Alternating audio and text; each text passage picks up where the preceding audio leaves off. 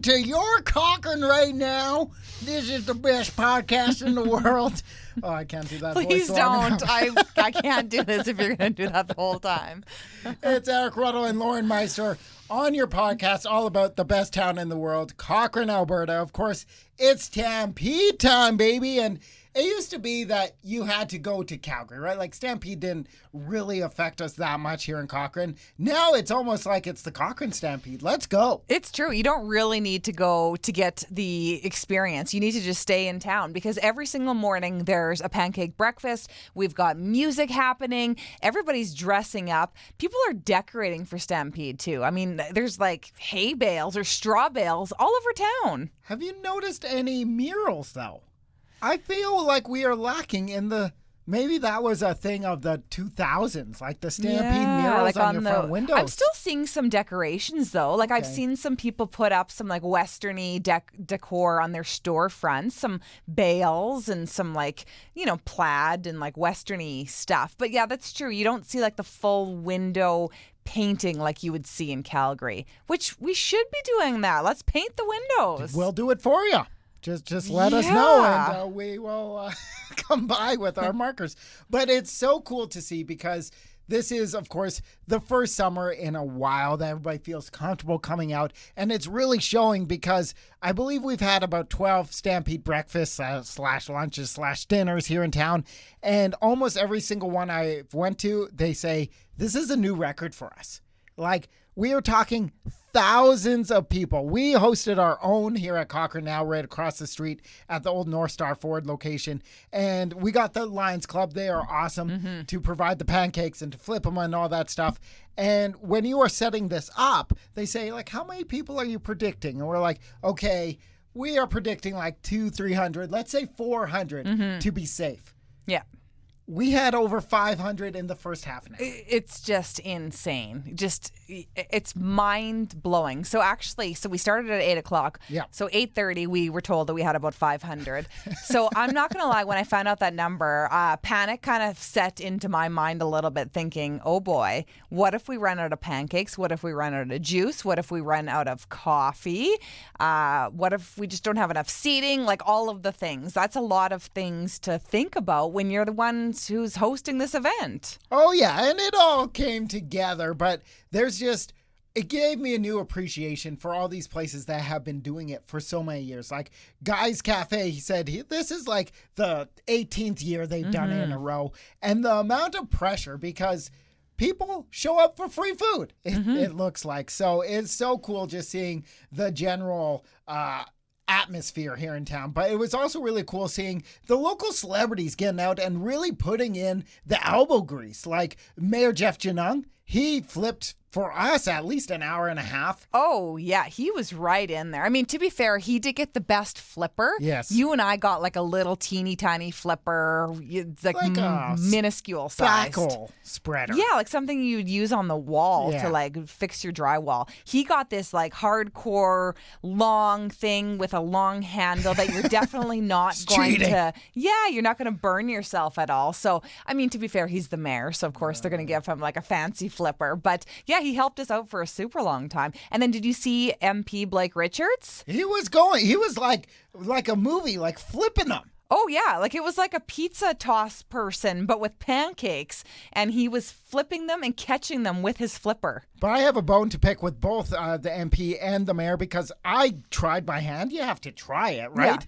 And they were both just peanut gallerying me. Eric, you gotta go faster. Eric, you're gonna burn them. Oh, that was not cooked enough. It's too much pressure. Well, I mean, you haven't been doing it as long as they have. They've been doing, this is not their first pancake flipping experience. And the rodeo queen, it was her first pancake breakfast ever, and she went for the whole time, like 2.5 hours, and she's got some hand strength because with the little dabbery thing, how they... Yeah, like to get the batter out? Yes. It's like a funnel with a little switch thing. I did it for a little bit, and I gotta say, my hand was just aching. She's obviously like a rodeo queen. Well, she's a cowgirl. Yeah. She rides a horse. So, I mean, I feel like she's already stronger than you just because of all that. No offense. But, I mean, let's be awesome. real. Like, how many horses do you ride? Yeah. You'll be surprised. But there's still more coming up this weekend, it's looking like. And also, it's really cool to see just how much it's grown. Even the Calgary Stampede came out to all of our breakfasts. They gave us a little plaque, and we were talking to her, and she went to every single one. So cool. And she even said, our Stampede breakfast was the best. And I even said, I'm like, do you say that to everyone? And she said, no, she doesn't. So I'm going to trust her. She was a sweet, nice lady. So I don't think she was lying to us. And I ran into somebody yesterday at ours, and they actually brought their own toppings. So she had Saskatoon berries with her. She had whipped cream. Like, these are professional pancake breakfasters. Breakfasters. No, it's great. Yeah. It's I mean, really that's cool actually really clever to do that because, you know, you do kind of think to all the pancake breakfasts and you compare them all. And there was only one in town that served toppings. Yes, the CIR Realty one. So they had fresh blueberries. And their pancake batter was like fancy pancake batter. Right. It was Lanny Ray Gourmet. Ooh, so it was like fancier, you know, more expensive. I mean, everybody else had fantastic pancakes. Oh, yeah, there's no question.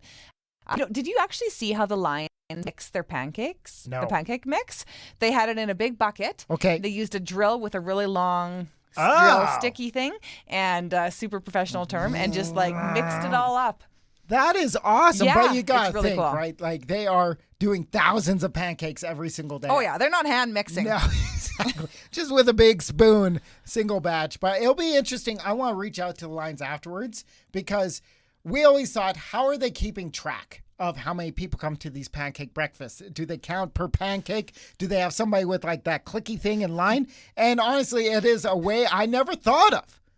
How do they count them? They just count them by how many cutlery, like their utensils that they hand out. That's super smart. So they have like little baggies of like a fork and a napkin. And they say, each box comes with 80 or 100 and we just count the boxes. It is very clever. Yeah. No, it's pretty awesome. So happy Stampede and no need to go to Calgary for that stuff. And it'll be boring next week when we all have to eat breakfast again. Well, even today we didn't have a breakfast to go to and I was starving all morning long because you get used to having a massive pancake breakfast and then when you don't, you know, your body's accustomed to it.